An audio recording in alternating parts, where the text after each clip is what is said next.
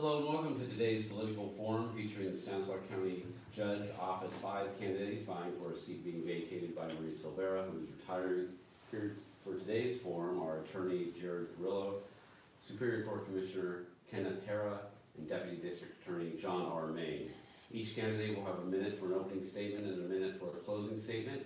In between, they will be asked questions from the Modesto Bee's editorial board led by Opinions Editor Garth Stapley. This will be the sixth of the Bee's 7 candidate forums and or debates over the next few weeks. The primary is March 3rd. Mail-in ballots go out in early February. Let's get started. Welcome to the Bee candidates. We appreciate your being here. We'll start with opening statements. They will be 1 minute each, and we'll go from my left to my right, and that means that Jared, you're up first. Thank you. Thank you. My name is Jared Carrillo, and I am running for Superior Court Judge, Office 5. I have 30 years of public service. I started my career in public service at the age of 18 as a 911 dispatcher. Worked as a dispatcher for roughly 12 years while I was working my way through college and law school. I've been practicing law now for just over 20 years. And in that time as a lawyer, I've spent approximately 5 years as a public defender, representing clients who are charged with crimes, who are indigent. Spent roughly 14 years, almost 14 years with the District Attorney's Office here in Stanislaus County. And then for the last 2 years, I've been working at the Stanislaus Family Justice Center as supervising a legal unit which assists abused women and children with legal processes to escape their abusive relationships. So I think I have a wide range of experience, and I look forward to the opportunity to take that to the bench as your next judge. Thank you. Ken? My name is Ken Hara. I'm currently a Superior Court Commissioner. I've been a commissioner for 9 years. I do, my primary assignment is handling child support cases. I also do a Prop 36 on Fridays, which is a nonviolent drug offender calendar. I want to continue my service to the people of Stanislaus County. I have prior military service, 9 years, 28 years total in the Navy, and 9 years with the District Attorney's Office prosecuting a variety of cases. I have a varied background. Growing up, I had a number of different jobs. I worked in a grocery store, a corner grocery store, neighborhood grocery store, worked in a road crews, worked as an orderly, worked as in a factory. So that, combined with my naval service, I was on a destroyer, I think gives me a broad spectrum of experience and an ability to relate to a lot of different people. Thank you. Thank you. John? Thank you. I am John Mayne.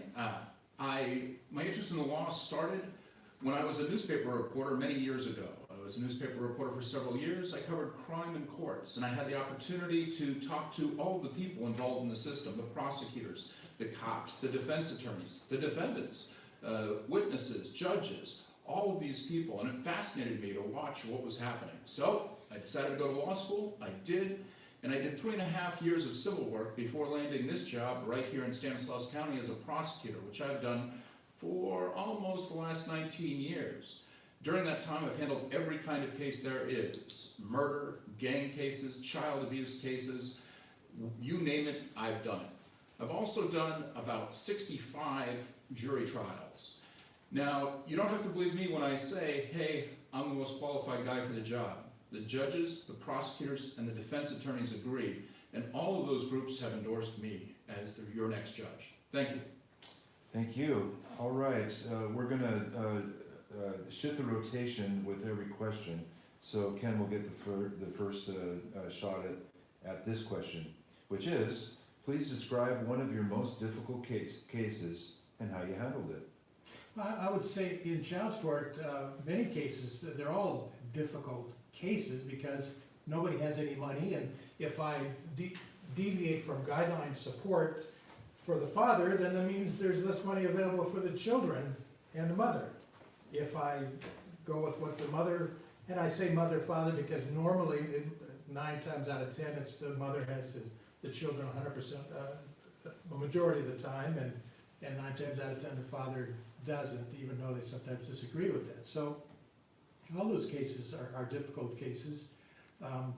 in whether or not I should deviate, because, again, it's taking money away from one side potentially, and it's letting another side have enough money to live and get by. So all cases are difficult. Thank you. John, a difficult case and how you handled it. Sure, well, that definitely comes up to Doug Porter, the pastor who embezzled about $1 million and then killed the man he'd embezzled the money from in a staged car crash. Now, at the time this case started, and even into the case, the people who were assigned it were not interested in taking it all the way to trial. So I was assigned it pre-issuance when I had 3.5 years experience. We filed that case. I spent time working that case up. I did all the accounting work on that case for the preliminary hearing. We later pay an accountant about $125,000 to do some of the same work, although better than I did. And in the end, I put together an enormous, long, 3-month jury trial involving complex financial transactions, involving a staged car crash, involving multiple expert witnesses by the defense. And Doug Porter's in prison. He'll leave it when he's dead. This is a case where he got life without parole and he deserved it. Thank you. Very good. Jared? Thank you. I would say the most difficult cases I handled in my time as a prosecutor was when I was assigned to the Special Victims Unit. That unit focuses on crimes against children and sexual assault crimes. So a lot of those cases involve child molest or child victims. So they are fraught with emotion on both sides, on the defense side, the prosecution side, the family members who are affected, family members of the victims, and then there's of course always the issue of whether or not you are going to decide to put a child victim on the stand as a witness, and whether you expose that child to cross-examination. And you have to balance your need to prove the case beyond a reasonable doubt and the evidence you need to put on to accomplish that versus how much trauma you put that child through when you engage them in participating in the process. Very good. Thank you. Gentlemen, we wonder if you have a preference for a bail system based on cash or risk assessments. We'll start with you, John. So, first of all, my preferences for the district attorney's office don't, they would matter, but as a judge, the judge imposes the rules that are there. Now, as a prosecutor, I've taken some fairly unusual positions in that I don't make pleas, I don't make people being released conditional on having them plea. I don't think that's the right thing to do. I know it commonly occurs, but I think people doing that creates bad incentives. Right now I'm on a juvenile, and juvenile has a system where there is no bail structure. It is a system where you cannot cash bail out of juvenile. You either need to be in, or you can be on a different kind of release, or you can be out. The federal system runs somewhat similarly. If cash bail is abolished, then as a judge I'll weigh those things that we are determined to weigh. Now, one of the things just generally in the law is making gigantic changes in the law rather than doing it piecemeal often leads to bad results. Thank you. Thank you. Jared? So the primary purpose of the issue of bail is twofold. Number one, is the defendant a potential flight risk, or do they pose a danger to the community?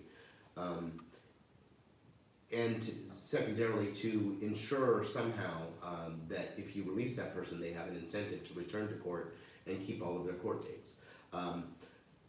Obviously, a cash bail system is better at ensuring that the defendant or the person released on bail has a financial incentive to return, because if they don't, they lose the collateral or whatever they put up in exchange for the bail. But there is also the issue of the disparity that creates for the defendants who may be indigent or of less financial means and cannot afford to post that bail. So I think there is hopefully somewhere in there a happy medium. I think judges are probably the best person, if they're called upon, if the law changes, to decide those issues. Thank you. Ken? Well, as a judge, I'll have to follow the law, and the laws can change. So whatever the law is at the time, I do arraignments or have to handle those sort of issues, I will follow the law. I think the primary concern is risk assessment, and will the individual return to court, and will they commit another crime if they're out? But the bottom line is I will have to follow the law, whatever the law is at the time. Thank you. It's time to tell another story if you have one. Please describe an instance in which you faced an ethical dilemma and how you resolved it. Jared. So I spent the first 5 years or so of my legal career as a public defender, and there were several times during that period where I had the responsibility of complying with the attorney-client privilege, which meant that I could not divulge certain information to the court because I gained it from private discussions with my client. And that attorney-client privilege does not always coincide or jive with my duty of candor, which I have as an attorney and an officer of the court. And so you're put in this situation where you wrestle with, okay, how much do I hold back from the court to protect my client's privilege, but at the same time, am I risking, running afoul of the court system of the judge, or being accused of not being forthright? And those were difficult decisions to make, and they came up regularly when I was a defense attorney. Thank you. Ken? I think that being mindful of ethics every step of the way is important, and it's something I learned when I first served in the Navy on board the ship, and one of the sayings we had and took pride in was the fact that a naval officer does what is right regardless of the consequence. So a lot of times it'd be easy not to tell the skipper something, but that is something that the skipper would have to do. So I think ethics, I don't have a specific ethical issue that overrides the others. It's something that is pervasive, all pervasive, and have to be mindful of at all times. And a lot of times you can short circuit a potential ethical issue by doing what is right early and first. John? One of the things I've said when I've taught ethics in the prosecutor's office is you want to make the decision as to who you are before the ethical dilemma comes up, so that you know what you're going to do when it comes up. It makes for much easier, makes for an easier life. It makes for a situation where when the situation comes up, it becomes much easier. So I've had multiple situations in cases. I had a case where a grieving family, there had been a vehicular manslaughter, a person had died, and we were set for the preliminary hearing. And right before the preliminary hearing, I asked the officers who were involved a question about exactly who was at fault and how this came down, because there was definitely a mixed fault case. And the officer told me, well, we initially determined that the other person, the deceased person, was at fault, and the drunk person was not at fault, but that was later changed. And we talked about that at some length. And so my immediate move then, the correct ethical move, is to go and tell the defense attorney that. So I did. Thank you. We appreciate your answering questions, or trying to, even when they're inventive and maybe they're not so easy to answer. We're going to ask for short answers on this one. We need about 30 seconds. And we'll give you a little bit of water too, if that might help. It would. Let's see, we started with Jared first last time. Ken, you're up. Is California's current system for disciplining lawyers and judges effective? Why or why not? I would have to say it's effective. I have no personal experience with it, either myself, and I don't know of anyone else who's been disciplined by the state bar. So I would have to say that at this point it's effective. It's fine to make a short answer, that's fine, especially if you don't have a problem, John? I do know some people who have been disciplined by the state bar. I think that the system is mostly effective. It's a necessary system. It's a system that is used, and lawyers can have private reprovals where they're warned. They can have public reprovals, which are public. They can have also more serious things. They can get disbarred. Now, I think sometimes the question is whether the state bar has expertise in that particular field, and that can be a complicating factor. Thank you. Jared? So my short answer would be yes, I think it's effective. I personally have not had any experience with it, so I can't say firsthand, but I know from what we are required to learn and what we are required to update ourselves on when it comes to ethics and discipline, the state bar takes it seriously and they do what they can to protect the public and to protect the clients. All right, very good. All three of you have extensive experience in criminal law, but you might someday be assigned to a civil court. Why should voters have confidence that you would be an adequate civil court judge? John. Well, first of all, I've done 3.5 years of civil litigation. That involves, I wrote a motion for summary judgment. That's a fairly involved motion. And I have engaged in depositions, arbitrations. I also have handled complex financial cases like that of Mr. Porter, where you have thousands of pages of financial records. Now, as the person who was able to reduce that to something that people could understand. And that's really a lot of civil law, is digesting this large amount of information into a smaller piece, so that a jury or a judge can understand what's happening. Let me just ask this quickly. There is a civil litigation division in the DA's office? No, I did civil litigation before I I see. was a prosecutor. I did 3.5 years of civil work, Okay. and so that's where I was. There are some things in the DA's office that are civil, but they're kind of marginally civil, they're quasi-civil. Very good. Jared, why would you be a decent civil court judge? Well, I think the one of the hallmarks of being a good judge is being able to listen to both sides' arguments and appreciate the legal strengths or the legal weaknesses of each of those arguments. I think my varied experience of having been on the defense side of things in the criminal court and being on the prosecution side of things in the criminal court, and now doing family law with the Family Justice Center, I have a wide range of experience, and I've been on both sides of the aisle, so to speak. And I think that's being able to look at things from both sides is the key. So whatever assignment I receive as a judge, it's my responsibility to bring myself up to speed on the law, but my ability to listen to both sides and appreciate them is, I think, the key. Very good. Ken? I think I do well in a civil assignment, and I would welcome a civil assignment, and I think that's the primary concern. It would be something I'd be very interested in. I have some experience in a small way. In my current assignment as a commissioner, I've handled small claims cases for about 2 years. That's a civil assignment. Child support is a small subset of family law, which is a lot of civil law in family law. So I've done some of it, but I think the main thing is that I'd be interested and would welcome that assignment in civil arena. Very good. I think it's fascinating that all three of you started your adult lives, perhaps, in different occupations. And all three of you, and you ended up in the law.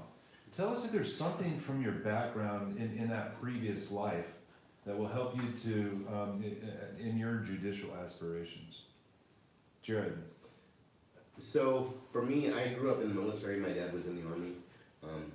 So we very much at home had, there were rules, and if you broke the rules, there were consequences. So it was a very law and order upbringing, if you will.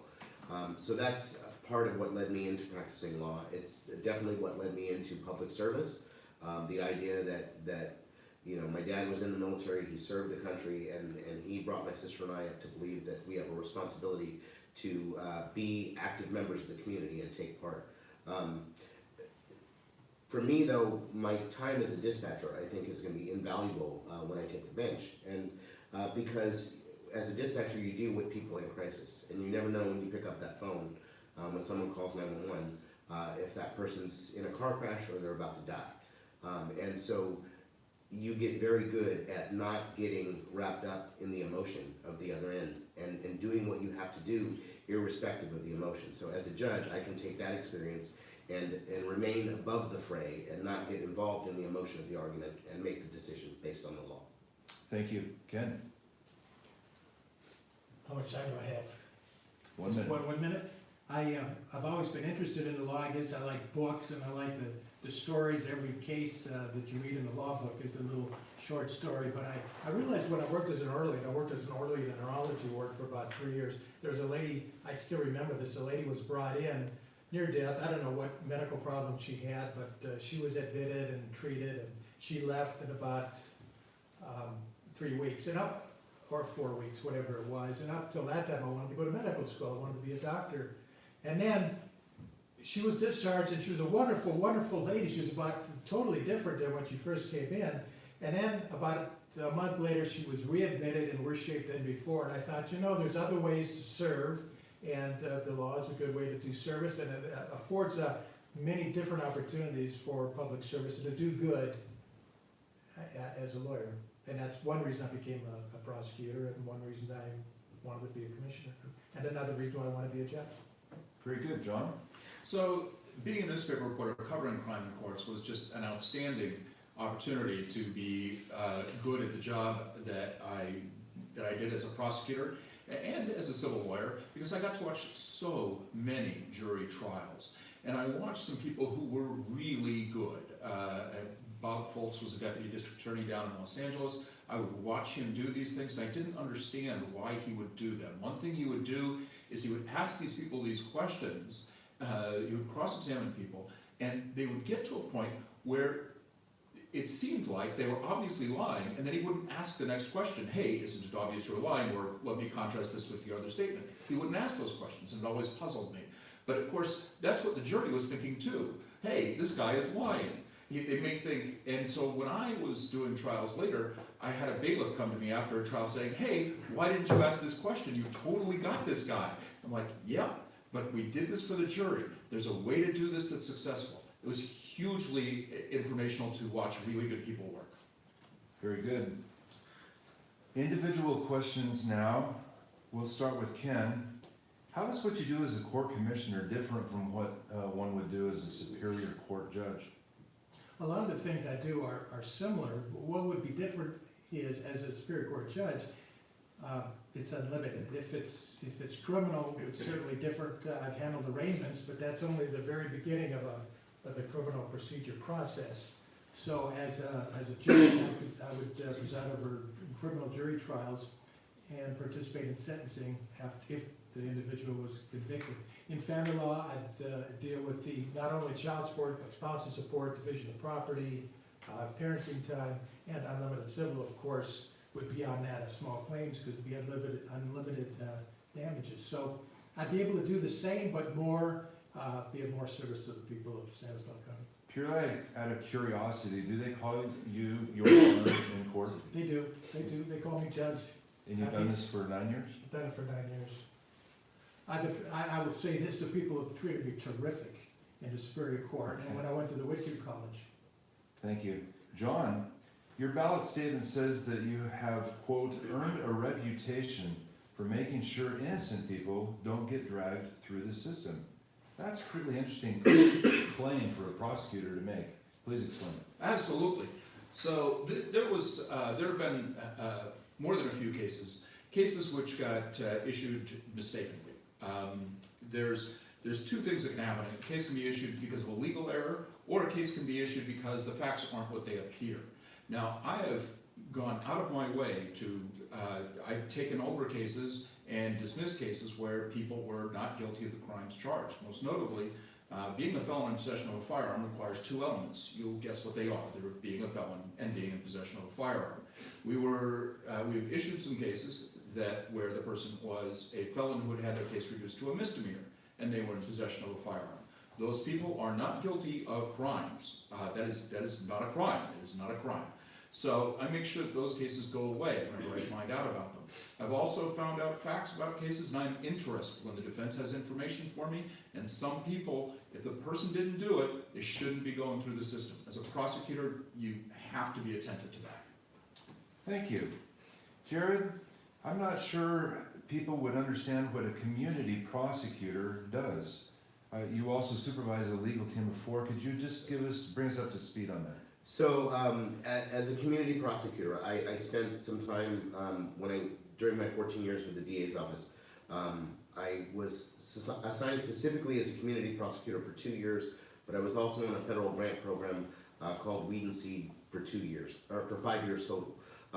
Community prosecution is essentially focusing on quality of life issues that affect the community. So we focused on homeless issues, we focused on issues involving law enforcement contacts with mentally ill subjects. We focused on the hotels or motels around town that cater to prostitution or drug sales. So it gave me a chance to step out of the courtroom on a daily basis and work with community groups, work with faith-based groups, and try and improve the quality of life around those subjects. As far as supervising the legal unit at the Family Justice Center, we have 2 attorneys, 2 paralegals, and 2 legal advocates. We're currently down 1 paralegal, but I supervise the casework to make sure it gets taken care of. Okay, thank you. That, all three of you, we appreciate your answers. All right, the Bee has reported for years about criminal case backlogs in Stanislaus courts. How would you reduce delays and increase judicial efficiency, John? So the first thing to look at is we have a local rule on criminal case continuances. We have local rules on other areas, continuances too. But in the criminal case rule, local rule, hasn't changed in 15 years. And that rule is somewhat against continuances, but I think it could be rewritten to make it a little stronger. The other thing is just the general attitudes of the judges make a big difference. Now, I'm out in juvenile right now, and for a number of reasons, our juvenile division is probably one of the most efficient in the state at getting cases from start to finish fast. Now, what are the reasons for that? Part of that is the probation department, which does a lot of work on juvenile cases, and they do a great job. Part of that is absolutely the attorneys. The defense attorneys are very good, very attentive, and I'm there, and I think of myself pretty well. But another big factor is the judge. The judge wants to make sure that things go efficiently, and he uses a tone, he uses his own ways, and he's able to get that to happen. Thank you. Jared? I'm sorry, could you repeat the call of the question? Yes, we want to know how you would reduce delays and increase judicial efficiency. If you assuming that you agree with the reporting that we've done on the backlogs in the courts. Right, there is a backlog in Stanislaus County, and it is a huge problem. To use a bit of a cliche, justice delayed is justice denied. It's not good for either side. So when I take the bench, I will do my best to make the parties understand that when they appear in my courtroom, I expect them to be ready, I expect them to be prepared, and I expect my courtroom to make efficient use of the time that we have. I understand that things come up that are unexpected, and I certainly would never want my desire to use our time efficiently to trample or disrespect a defendant's rights or some discovery issues, or there's reasons that come up that may cause delays. But as a general practice, I want my courtroom to run efficiently and timely and use the time that we have to the best of our ability. Thank you. Ken? As most things sitting on a bench, it's a balancing act. It's a question of balance. I have to, as a judicial officer, I feel I need to let the prosecutor and the defense attorney handle the case the way they see appropriate. So, that being said, I would have to listen, and I would listen to what the attorneys say and the reasons for a continuance. And if it amounts to good cause, then I don't think I have a choice but to continue the matter. If there's no good reason to continue the case, then as a judicial officer, I could make the case go to trial. I want to ask a quick follow-up, John. You used some terminology that maybe not everybody's aware of. To a local rule, how would a local rule be changed? So the local rule can be changed by the executive committee of the local judges. The judges have a committee which can look at that. Now, part of this obviously also is just changing the general attitudes toward continuances, and there are a lot of judges who are on board with that. And I think those judges will go ahead and change those local rules. I think they're ready to do that and make some changes. All right, thank you. let's do short answers, 30 seconds each. Talk about one of your favorite United States Supreme Court justices and explain why they appeal to you. Ken? Well, I would say Ruth Bader Ginsburg. I've watched her documentary, The Notorious RBG. The fact that she prevailed in a time when women did not prevail. She rose to the highest level in the legal field as a Supreme Court justice. And she appears to show a lot of courage in the decisions that she makes. Very good. John?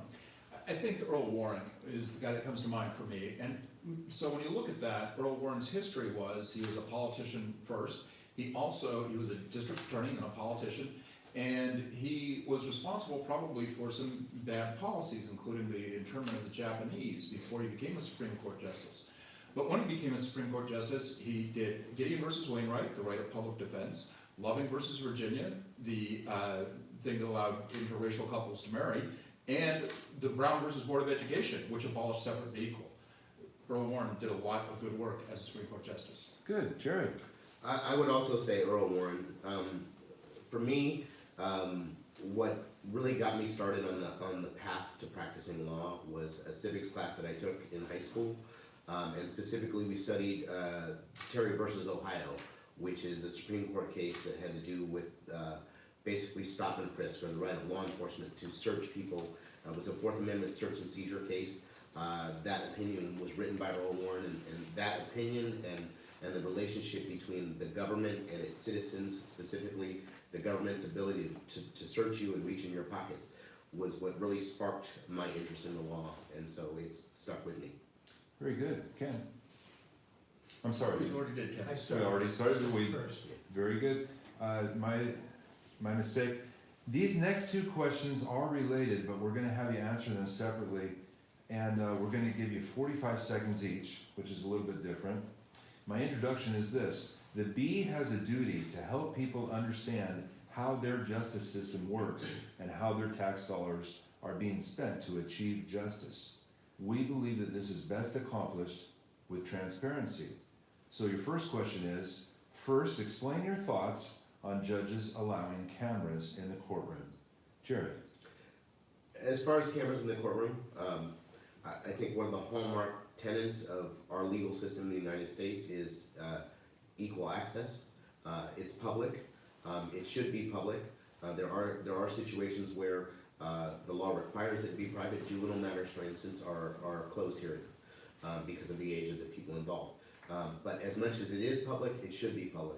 And I think that there's kind of a knee-jerk reaction to say no to cameras in the courtroom, but the reality is I don't think it should be that way. I think public is public, whether you're carrying a camera or not.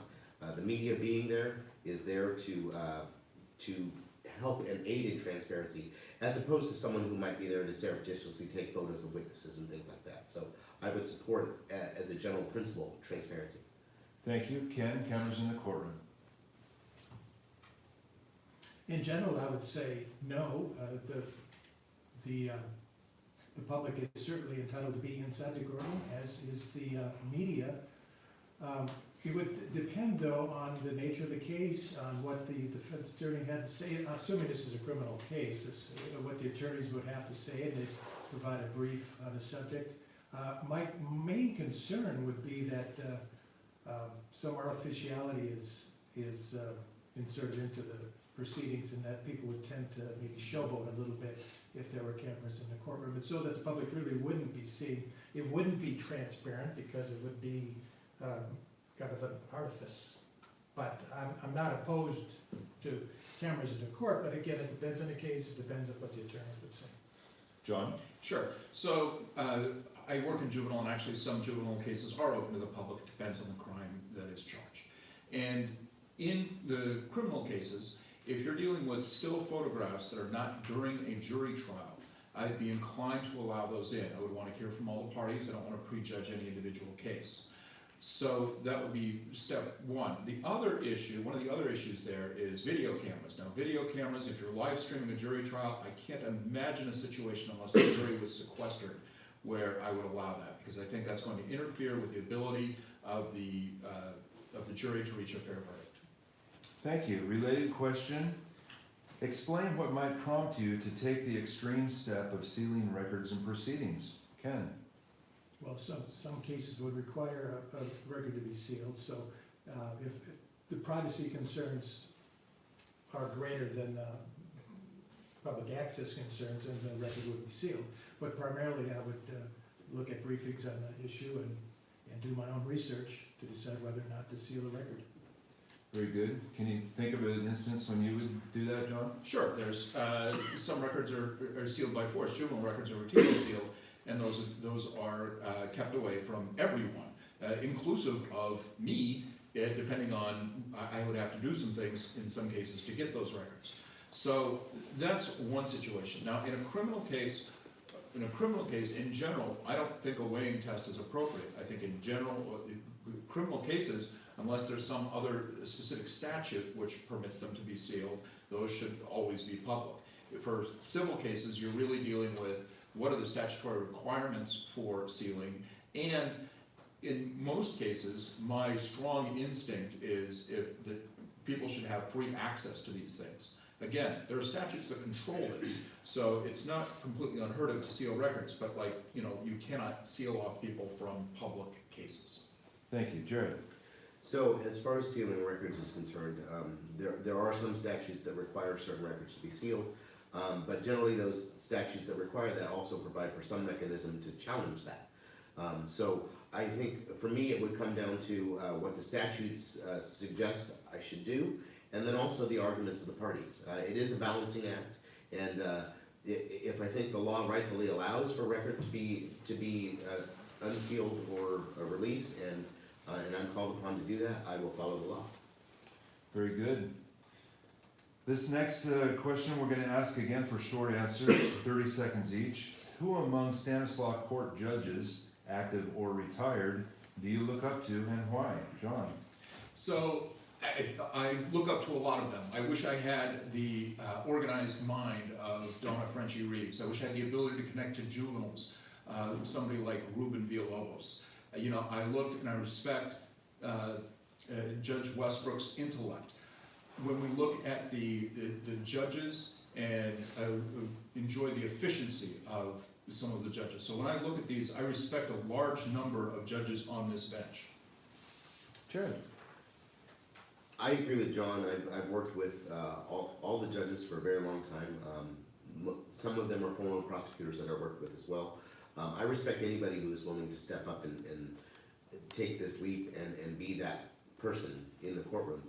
That said, the one person that flashed in my head when you asked the question was retired Judge Loretta Murphy-Began. I worked with her husband Jerry, who was the chief in the DA's office, but when I was a brand new felony attorney in 2005, when we just switched to direct calendaring, I was assigned to her courtroom for about 2 years, and I really learned through her tutoring and her assistance just how to really evaluate a case and focus on what's important. Good. Ken? I'm quite happy that when I started with the DA's office, it was before direct calendaring, so I had an opportunity to appear in front of a lot of different judges. I think the one that most sticks with me is Judge Ledeen, who has since passed away, but I was watching him do arraignments one day, and the way he treated all the in-custody people that who's going to arraign with the utmost in respect. That has stayed with me since that time, and there are other judges that do the same thing. They show respect for the individuals appearing before them, and they really listen. Very good. You three have known each other and worked with, and sometimes, in some cases, against each other. You've rubbed shoulders, maybe, and your associates.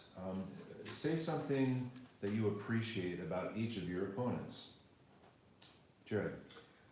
So as far as Ken is concerned, he is very mild-mannered, very soft-spoken, and I appreciate that because a lot of lawyers are very, shall we say, grandiose personalities, and Ken is not. So it's kind of a good balancing act. John is a walking encyclopedia. And when we were colleagues in the DA's office, you know, if I needed to know, if I thought, hey, I think the law says X, but am I right and where is it?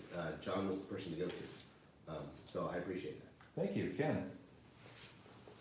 I appreciate Jared and John for the fact that we have a shared and a common experience, that is working for the DA and doing jury trials.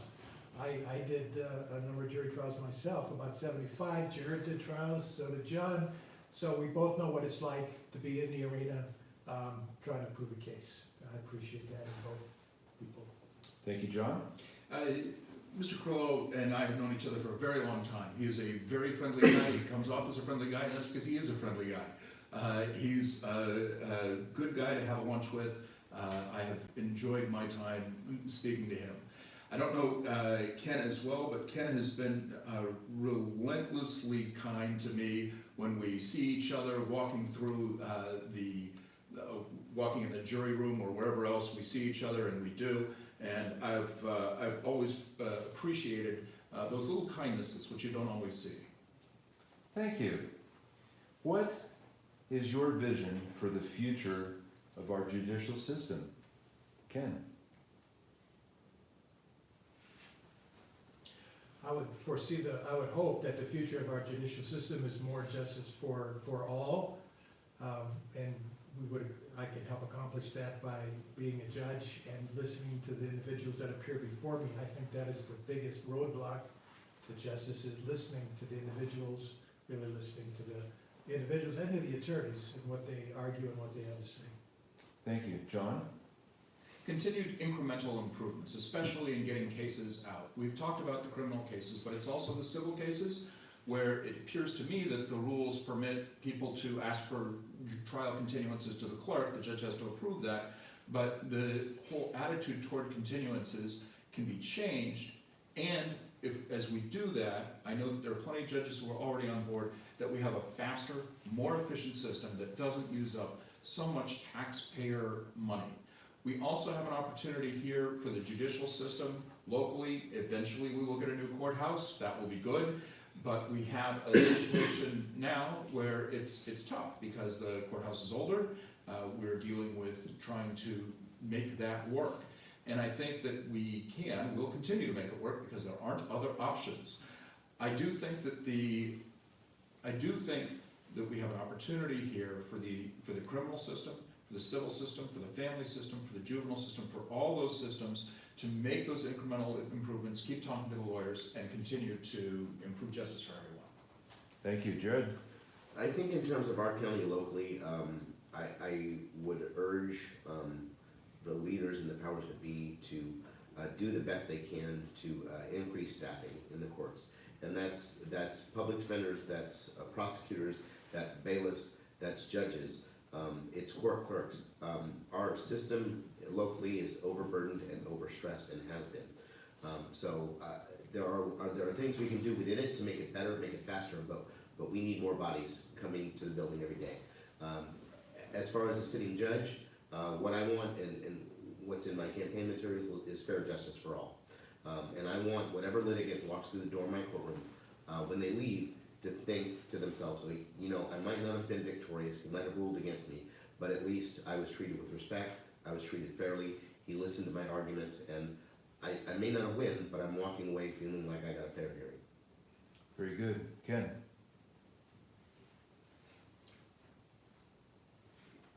I started with Ken. Started with me, yeah. Got Thank mixed you. up again. Thank you. Thanks. Short answers this time. In the race for Judge Seat 2, do you support Colleen Van Egmond or Jeff Mangard? John? I'm running against two people already. I don't need to be running against anymore. So I am not taking a position in the other judicial elections. Jared?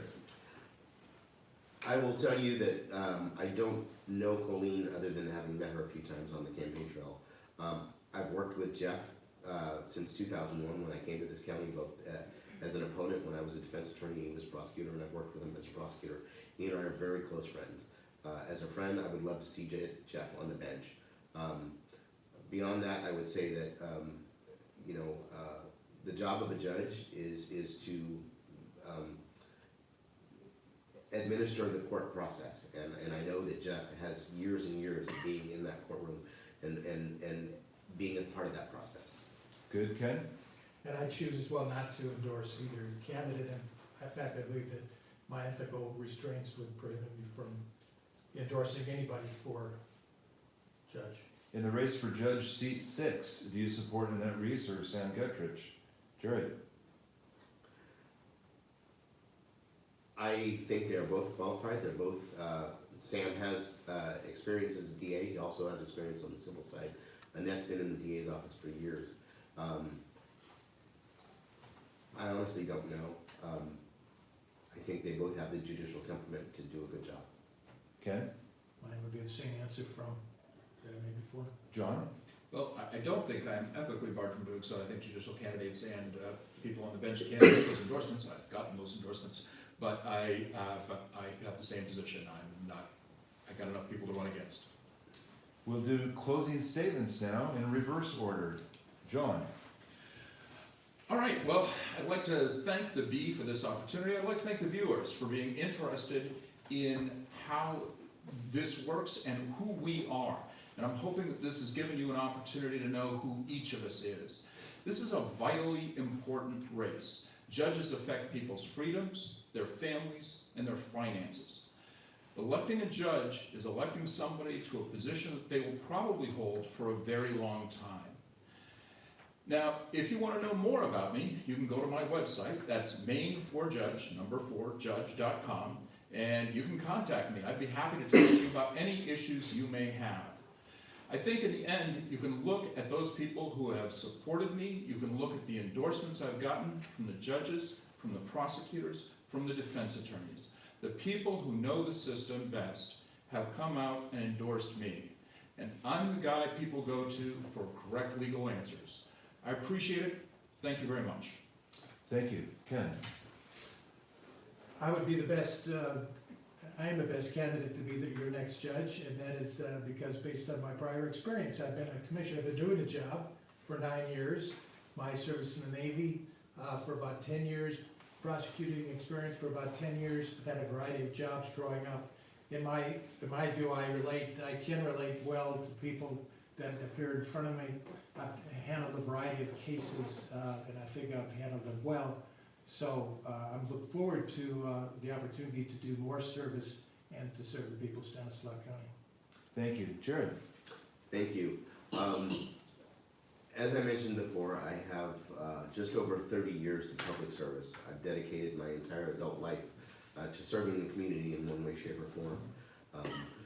I like to tell people that I started my career at the beginning of the process. I was the person that answered the call when you call 911 to ask for the police to come. It may or may not have resulted in an arrest, but when you need medical help and you need fire help, I was that person. I now like to think that I've worked my career, worked my way through the system. I've been a defense attorney, I've been a prosecutor. I'm working with abused women and children, doing family law right now. And I now seek the opportunity to take all of that experience in all of those various areas and take that to the bench and be the person whose job it is to make sure that the integrity of our justice system is maintained, but most importantly, to treat everybody fairly and with respect. And I think I can be that person. I look forward to being your next Superior Court Judge in Stanislaus County. Thank you. Thank you. Gentlemen, we appreciate that it's not always easy to come forward and let us pry into your lives a bit and into your brains, to your past. Thank you for coming and answering questions and mostly for putting yourselves out there to run and to serve. We appreciate your service already. Thank you. This concludes our debate. Thank you. Thank you very much. Thank you.